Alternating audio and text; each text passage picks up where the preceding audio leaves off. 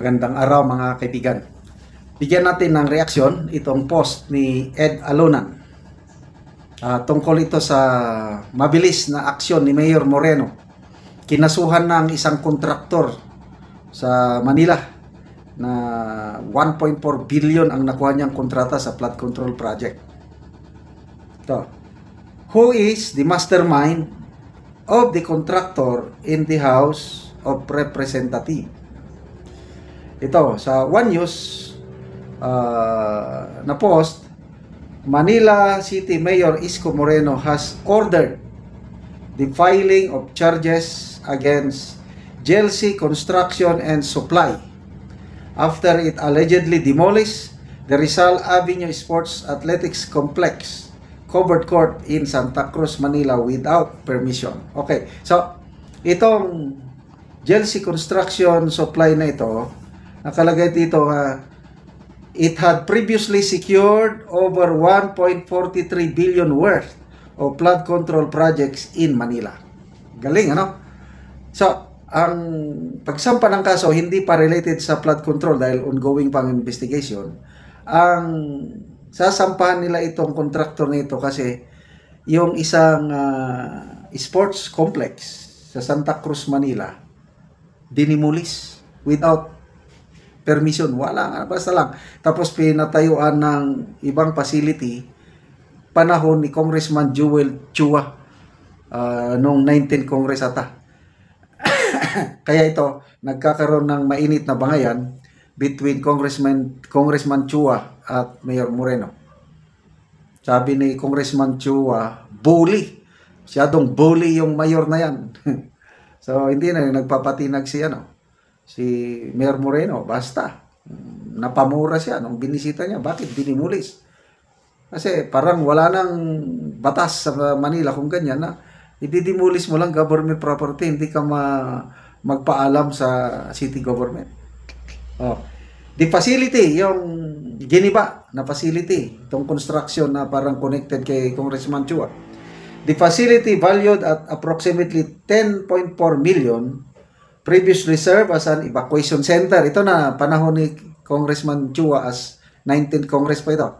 Evacuation center, isolation facility, and community hub for the city. The charges to be filed include, number 1, malicious mischief, unlawful demolition, and violation of Risk Reduction and Preparedness Equipment Protection Act. Okay.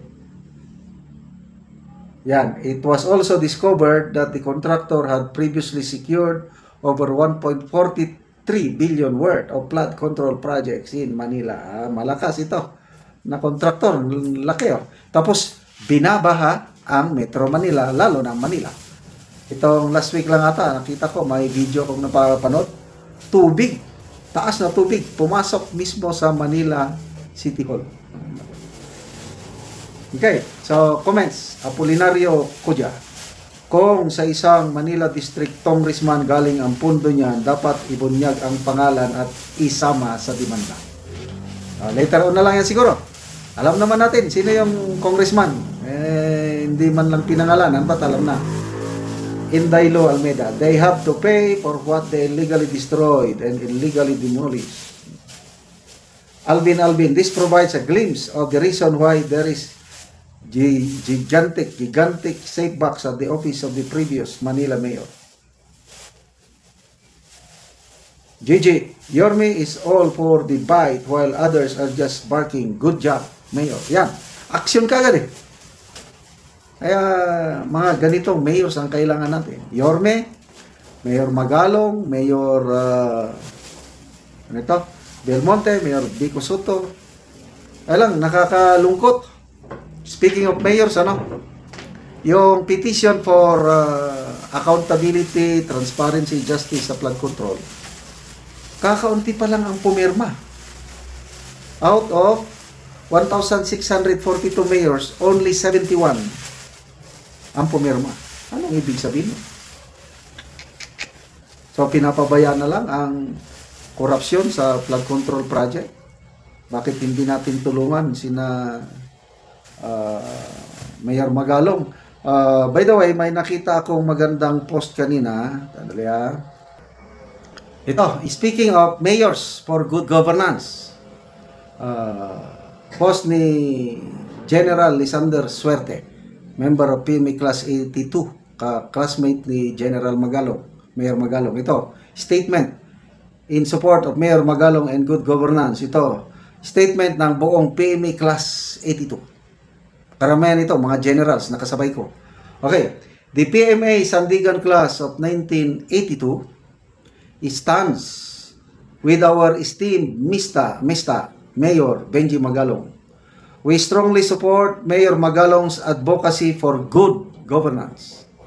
We believe that his exposés on corruption are based on truthful information. We are confident the Filipino nation will come together and once and for all stop the scourge of corruption in government. With resolute efforts and with God's blessings, we shall prevail. Amen. Salamat po sa mga members ng PMA Class 82. Marami akong nakasabay sa serbisyo kasi pumasok ako 1983 sa serbisyo. So halos nauna lang sila ng ilang buwan sa akin. So kilala ko sila, mga matitino ang Class 82 at ito, laban para sa bayan.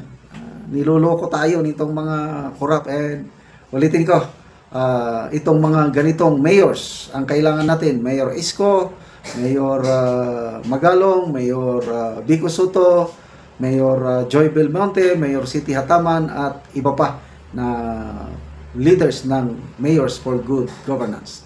Okay, salamat mga kaibigan sa inyong pagsubaybay sa ating channel.